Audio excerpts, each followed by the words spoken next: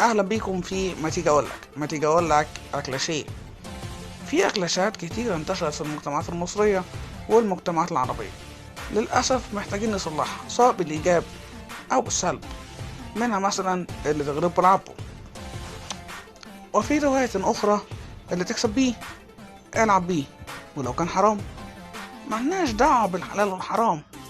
بص، القمار مش حلال ولا حرام. امال ايه؟ لو كسبت يبقى حلال، ولو خسرت يبقى حرام. قصدك الرهان؟ لا، قصدي القمار او الرهان، ايهما اقرب بالنسبة لك. مش فارقة بالنسبة لي، المهم اني اكسب، اجمع فلوس، ماديات. دي اسمها البراجماتية، النفعية. وماله؟ طب والدين؟ هو الدين بيقول ايه؟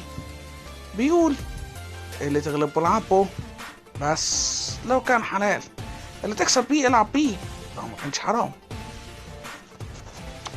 اخيرا اتمنى نكون استمتعنا وطلعنا سوا. ما تنساش تعمل لايك وشير. كنتم مع مصطفى حسين.